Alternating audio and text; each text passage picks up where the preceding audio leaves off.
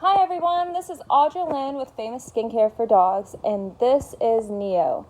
Neo had a UTI and had to be put on antibiotics, and I want to show what antibiotics can do to your dog and why not to put them on antibiotics for simple skin issues. There are certain skin issues that need antibiotics, but most do not, and I'm going to show you what ends up happening to your dog if you put them on antibiotics too often or for issues that can easily be cleared up.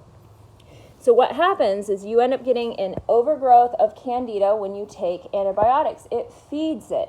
So you end up getting yeast externally on the skin. And from far away, his skin doesn't look too bad. But when you get close up, you're going to see how his skin is really dry. A lot of people think that their dog has dry skin issues. That's not what's going on here. This is yeast. So you're going to see like little raised red spots. You're going to see pigment issues. This right here, sometimes it gives a raised ring around it where it looks like it's ringworm. What you can't see is that the odor of him is like if you open up a Fritos bag, that's what he smells like. The front of him is the worst. If you look here, he's got darkening of his pigment. It almost feels like elephant skin. It's see how all the wrinkle, it's so tight and dry and hard. That's a really bad patch of yeast right there. His ear leathers have it on. He had an ear infection from it. What else?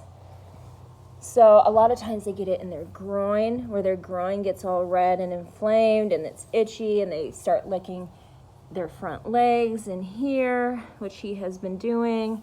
And I mean, he's itched out all of his furnishings. I mean, he used to have beautiful furnishings.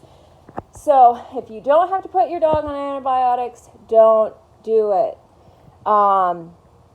Here's the products that I use for this. I have a Yeast shampoo, and I lather the whole body up. I let it sit on him for about 3 to 5 minutes.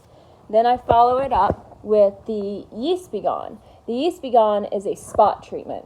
So I'm only going to use that in the spots that have really bad yeast, like this spot here. There's a couple raised spots here, his front, his ear leathers. And then the other areas that are just dry that aren't as affected as bad, I'm going to use the yeast lotion on. That I'm going to use all over his body. If you have a coated breed, it's a little bit more difficult, and I suggest just getting the allergy shampoo with the Yeast Begone and maybe even the healing salve. The healing salve I use at night after I put the Yeast Begone spray on. It starts to tighten their skin and it starts to dry, and the skin's going to start to peel up. It will only affect the skin that has yeast on it. The other skin, it won't even touch you. It's like you don't even know it's on there. It will only peel up the skin that has yeast on it.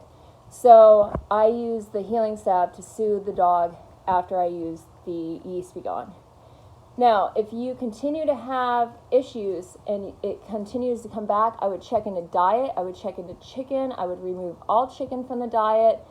Natural balance, limited ingredient fish and sweet potato is the best on the market for skin. I feed Stella and Chewy, Surf and Turf. They're freeze-dried patties. The other thing that I recommend is using the allergy shampoo. The allergy shampoo is great to keep this at bay.